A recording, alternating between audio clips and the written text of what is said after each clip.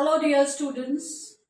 In today's class, we are going to prove a very important theorem in group theory. That is the fundamental theorem of homomorphism. Just like Lagrange's theorem, this is also an important result in group theory. So there are various ways in which this theorem is stated. You can look up any standard textbook. Different forms means it is the same statement. It is just some people are more verbose about it, but I prefer this form of the fundamental theorem because it keeps the mystery alive. The statement at least does not give you any clues.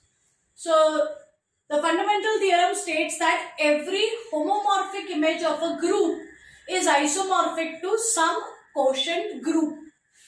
So it doesn't tell you much and you don't know where to get your quotient group and all from. So I like this particular form of the fundamental theorem. So this says every homomorphic image of a group has to be isomorphic to some quotient group. So let me explain step by step what we mean by that. So suppose I have a homomorphism, let phi from G to G dash be a homomorphism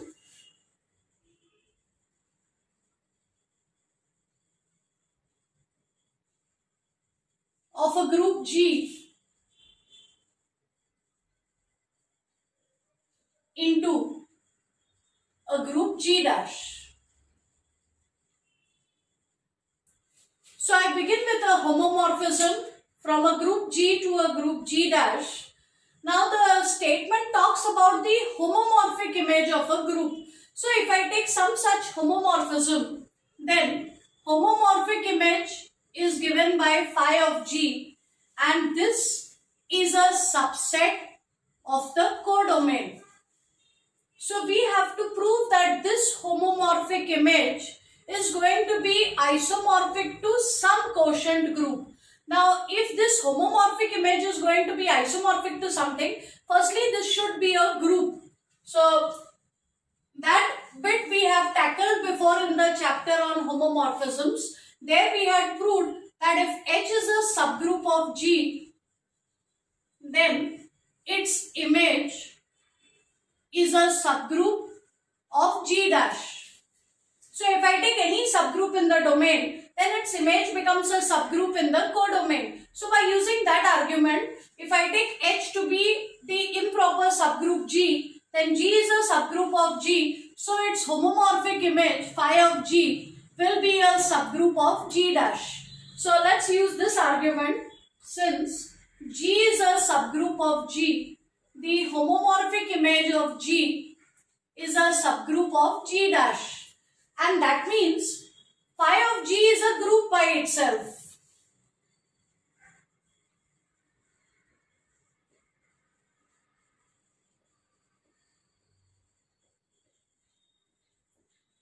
So I am trying to cross one hurdle at a time. I wish to prove that the homomorphic image is isomorphic to some quotient group. So firstly, I made sure that phi of G, the homomorphic image, is a group by itself.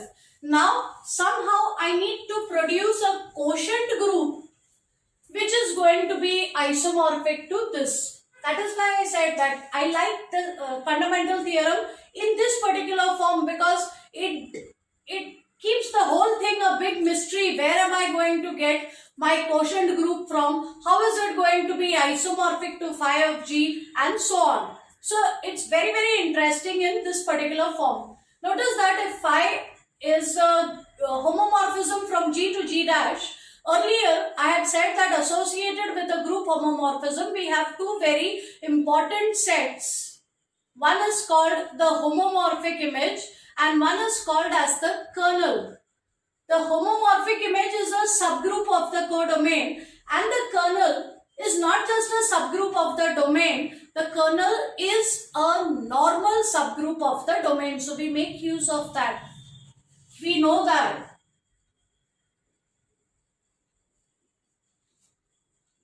kernel phi is a normal subgroup of the domain. So let me denote this subgroup by K.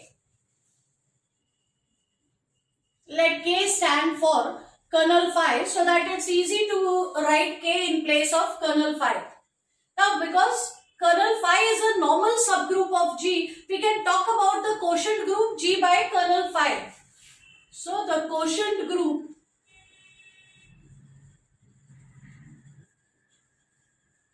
G upon kernel phi, but I have called that as K. The quotient group G by K is defined. So somehow I have managed to produce a quotient group. The theorem is homomorphic image of a group has to be isomorphic to some quotient group. So I look at this quotient group because this is a very natural quotient group associated with a homomorphism. Now I want to prove that this group is isomorphic to this. So let us define a function psi from G upon K to phi of G by elements in the quotient group look like cosets of the denominator. I call it the denominator. So elements over here will look like, and we have done the whole theory with left cosets. So elements of the quotient group will look like left cosets. So I have to tell you what would be a formula for psi at Gk. And this needs to be an element of phi of G. So again, it's very interesting how we define this function.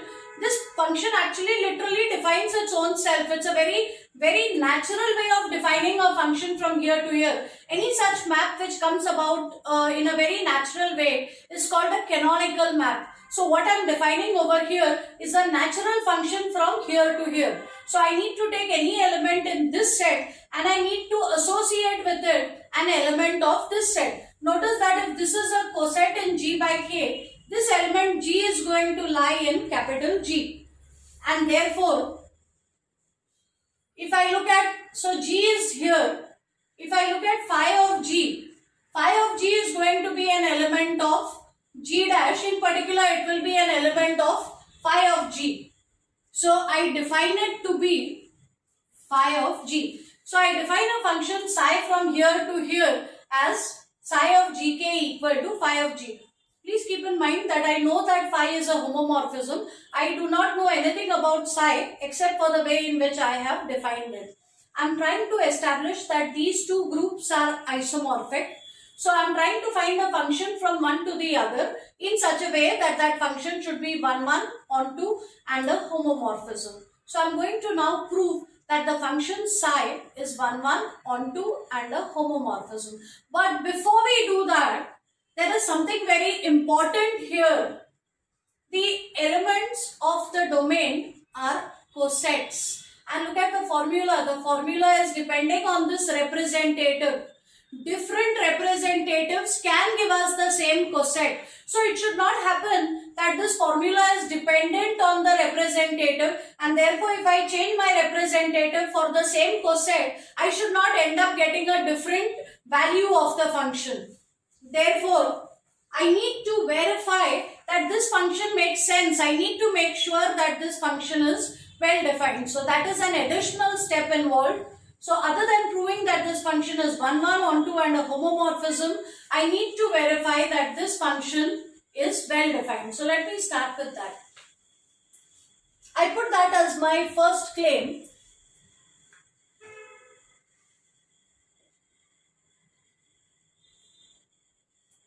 Let us prove that this function makes sense or that this function is well defined.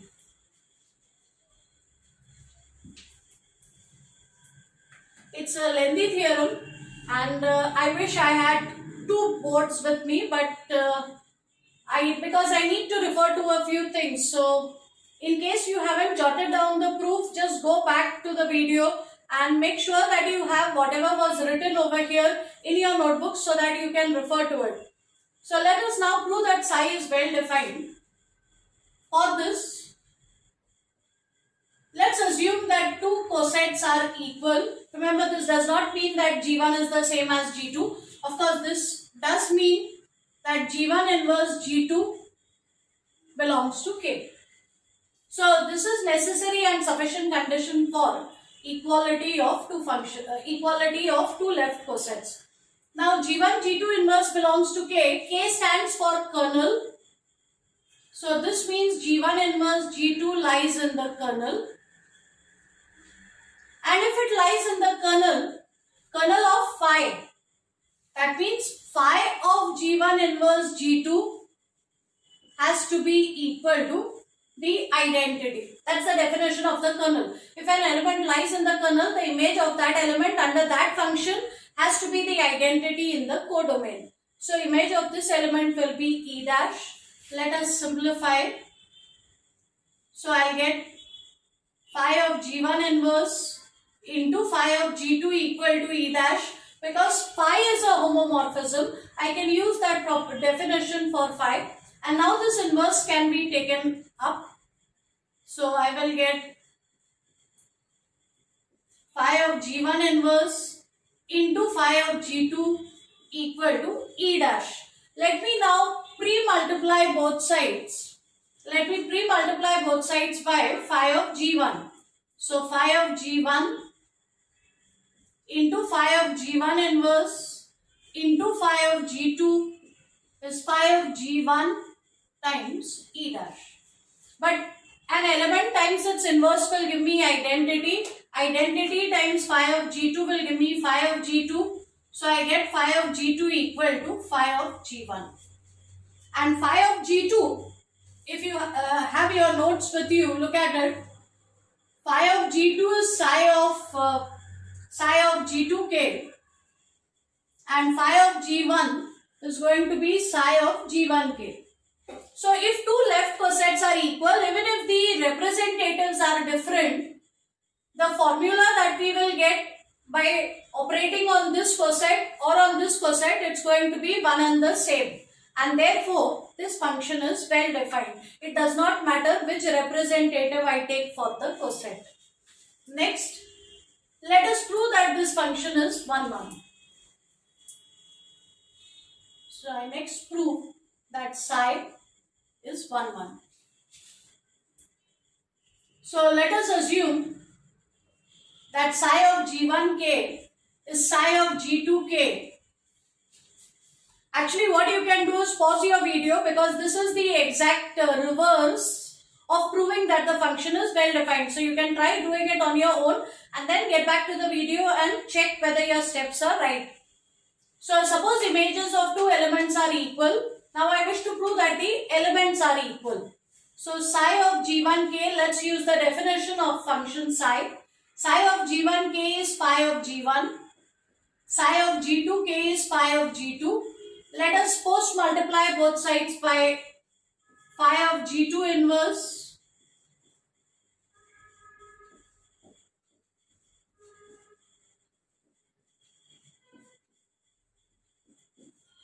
Actually, this argument is getting quite repetitive.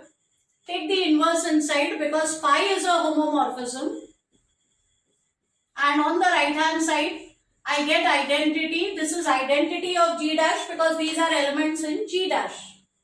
Now again, phi is a homomorphism, so image of the product is product of the images, and therefore I will get image of this element is the identity. If image of this element is the identity, it means that this element lies in the kernel. But I had denoted the kernel by K, so this will mean that G1, G2 inverse lies inside K. And therefore by coset equality, this will mean that G1k is the same as G2k. So if images of two elements under this function are equal, the elements are equal, and hence this function is 1, 1. Let us next prove that this function is onto.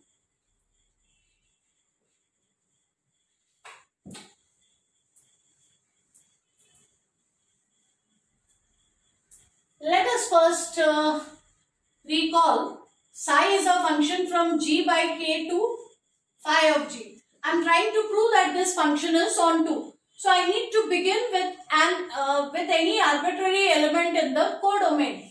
So I will start with an element in the homomorphic image, an arbitrary element in the homomorphic image. In the homomorphic image, we have elements which look like phi of x, where x comes from G. So y will look like phi of, maybe I can take small g for some G in capital G.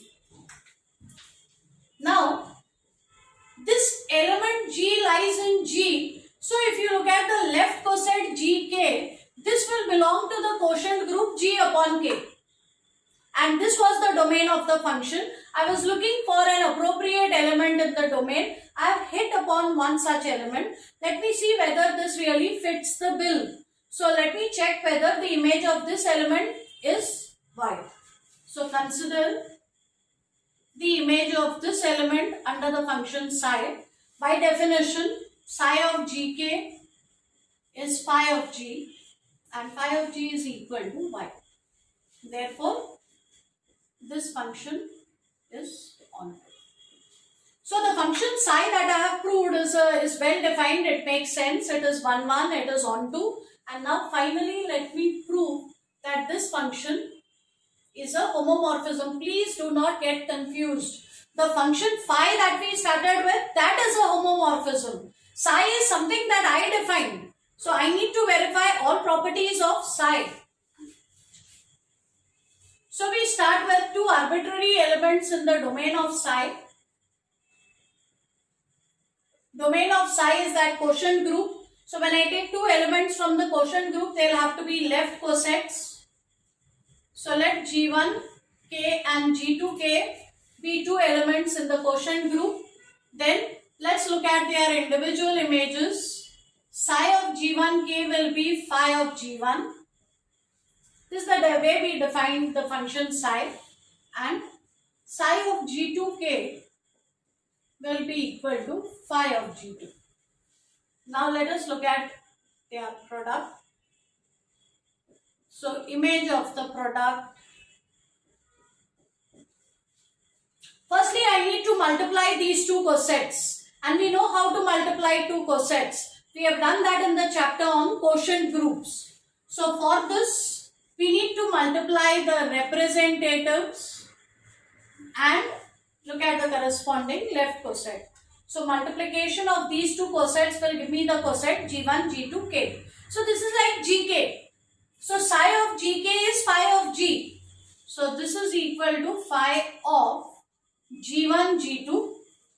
But phi is a homomorphism. So, for phi, image of the product is product of the images. So, I will get phi of g1 into phi of g2. And phi of g1 is psi of g1k. Phi of g2 is psi of g2k. So, image of the product is product of the images for this function psi also. And therefore, psi becomes a homomorphism. So, psi is 1, 1, it is onto and it is a homomorphism. So, G by K is isomorphic to phi of G. Or I can also say that phi of G is isomorphic to G by K because the relation is symmetric. It's an equivalence relation. So, every homomorphic image has to be isomorphic to some quotient group. In the next lecture, we will look at a few problems based on the fundamental theorem. That's all for now. Thank you.